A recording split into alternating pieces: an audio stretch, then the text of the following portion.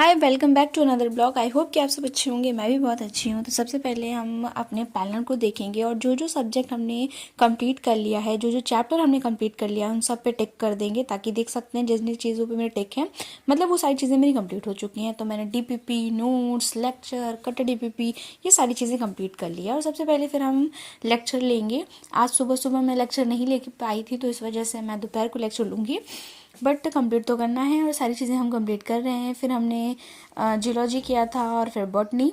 तो इस तरह से जियोलॉजी और बॉटनी का तो लेक्चर कंप्लीट हो गया था। और फिर मैंने थोड़ी सी फिजिक्स कर ली थी, जो कि यूनिट एंड डायमेंशन का यूनिट एंड मेजरमेंट चैप्टर जो है, इसके लेक्चर मैंने नहीं लिए थे, मैंने पहले नोट्स रिवाइज किए थे। फिर से मैं एक बार लेक्चर लूँगी ताकि मुझे अच्छी तरह से समझ में आ जाए और कौन कौन से इस बार मैंने चैप्टर कंप्लीट करने हैं। मैंने अपने प्लानर में लिखा है, जिसका पहला चैप्टर हो चुका था और बाकी सारी चीज़ें मुझे करनी है। सेम चीज़ मैं केमिस्ट्री में भी करने वाली हूँ, इनऑर्गेनिक केमिस्ट्री कंप्लीट करने वाली हूँ। और मैं इसका अब ये मतलब सेकेंड चैप्टर जो है वो कंप्लीट करूँगी। और सेकेंड चैप्टर कंप्लीट करने के बाद जो भी टाइम बचेगा मैं उसमें डीपीपी और नोट्स करने वाली हूँ। तो जिन जिन चीज़ों पे मैंने टिक कर दिया है वो सारी चीज़ें मैंने कंप्लीट है। मुझे लग रहा है ये पूरा प्लानर मतलब मुझे लग रहा है कि दिसंबर के एंड में हो जाएगा आई थिंक। और अगर दिसंबर के एंड पे नहीं होता तो फिर मैं जनवरी में भी कंप्लीट करने की कोशिश करूँगी, पर जल्दी से जल्दी करना पड़ेगा क्योंकि बहुत सारे चैप्टर्स अभी हमारे बाकी हैं जिसे हमें कंप्लीट करना होगा। ठीक है, तो उसे करने के लिए हमने फिर कुछ डीपीपी भी की थी, वो डीपीपी आप देख लो और बताना कि आप कैसे चल रहे हो, आपकी पढ़ाई कैसे चल रही है। ज़्यादा टाइम नहीं था तो इसलिए मैंने सिर्फ आई थिंक जियोलॉजी के डीपीपी किए थे और बाद में फिर मैंने एनसीईआरटी की थी।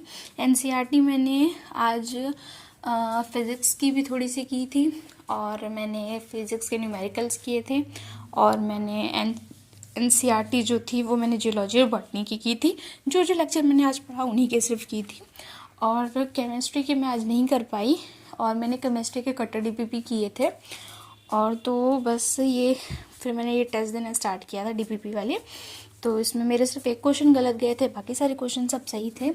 तो लेक्चर देखने के बाद ये कॉन्फिडेंस आ जाता है, जब आप कुछ क्वेश्चंस कर लेते हो तो मतलब समझ में आ जाता है कि लेक्चर कैसे गया और क्या लेक्चर देखने के बाद क्वेश्चन सॉल्व हो रहे हैं कि नहीं हो रहे हैं, और हो रहे हैं भी तो कैसे, मतलब कौन से क्वेश्चन में दिक्कत आ रही है या आंसर्स में दिक्कत आ रही है या किस चीज़ में।